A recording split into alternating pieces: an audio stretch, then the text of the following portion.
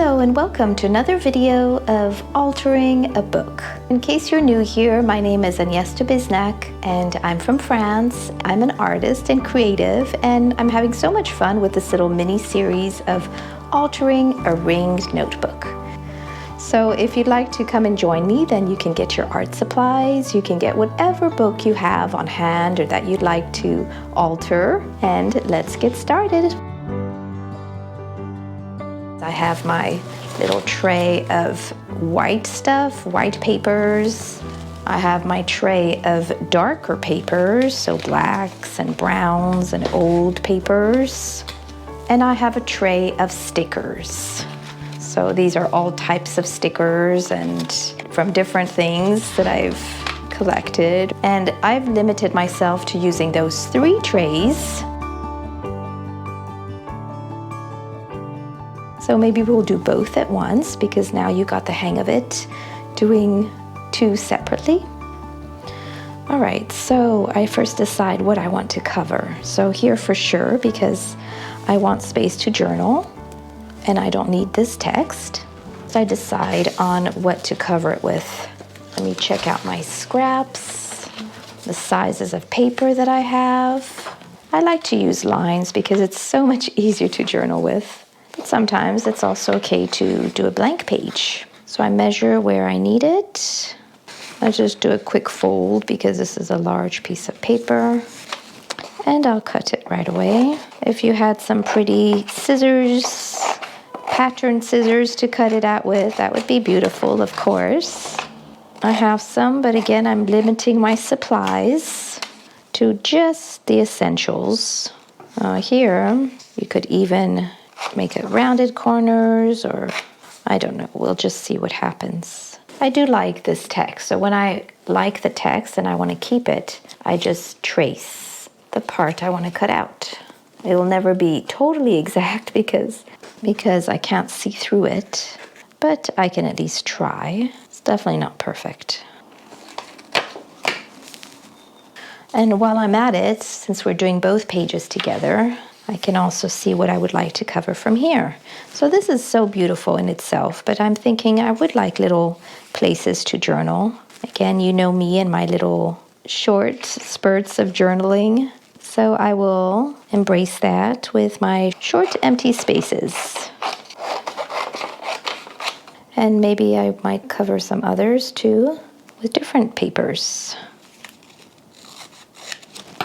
This one, I'm going to kind of do it a little bit differently. So either you can cut it just to the right size, or you can be bold and use part of the picture that's underneath as a little frame, which is what I'm doing with this one. I'm actually not really looking which pictures I like or which I don't like, because I like them all, but I'm more like covering up the ones that could look good on my page. So if I want to bring in some of this color, and here again, I'm leaving the frame, which makes me want to bring it again somewhere else on my page. Let's try the ripped look here. I could bring in some black as well. So because I have some black here, I'm also going to maybe make this thing in black. So I'm measuring really big because I'm going to do a rip look, just like theirs is. First I start with the edges. And then I can measure again. When you rip, it always takes more space. Here it's a bit bigger, so I can choose to make it straight or crooked. But this one is crooked, so I will go with this crooked look too. Has a little piece of tape, which I like that. So I can either take this color or something pink. I'm looking at the colors that are on the picture. So we have yellows here, and I have some pink. Little pink here, little pink here. So I'm gonna look, I have this page of stickers, and I could always use part of the leftovers as a little piece of tape. And then if I want to bring it out here on this page, I can continue with that. Again, finding all the little straight spare pieces. All right, I'm going to glue already. so that I take some decisions. Let's glue what's on the first layer. So this brown kind of is very similar to the yellow, which is why I wanted to bring it on this page. So again, like I said, it's not so much to cover these beautiful pictures, but as much as it is to make spaces for journaling and writing.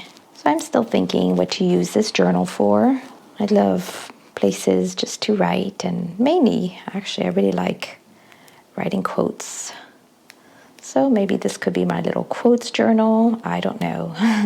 We'll see what happens. We'll see what I feel inspired to do. I think it's that first step, that first time you put your pen on paper, that will determine what it will become.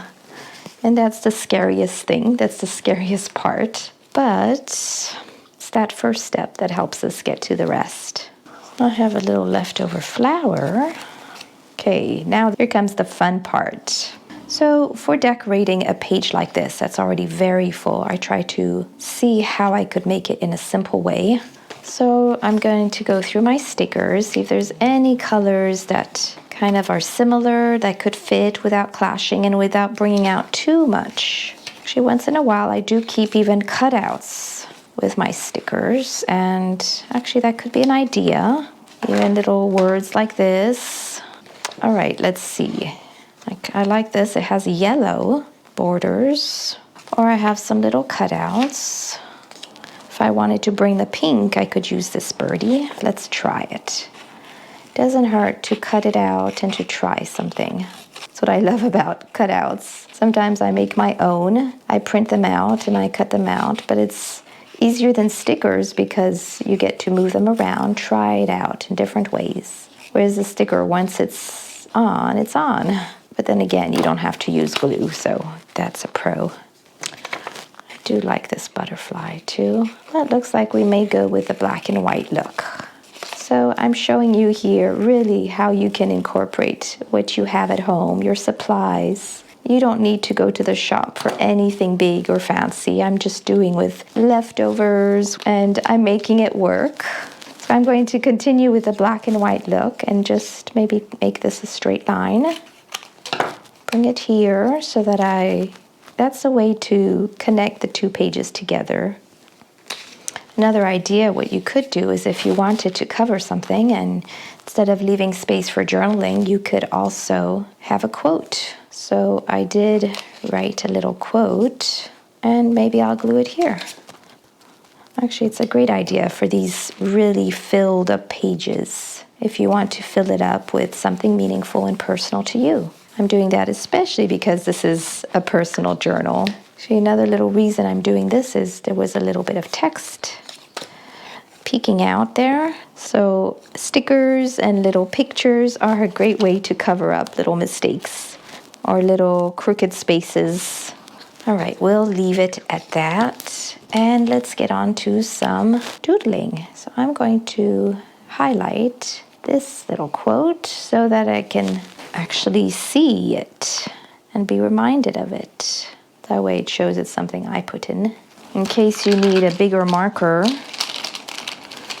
So I have either white or just a regular marker instead of the pen. So that's where I fix up this little background. I'll just use a thicker marker rather than a thin pen.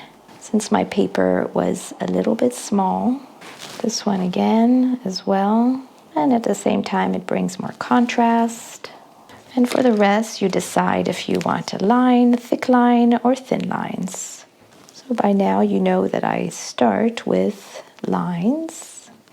And then I go from there to see if I need to include something else, some other doodles.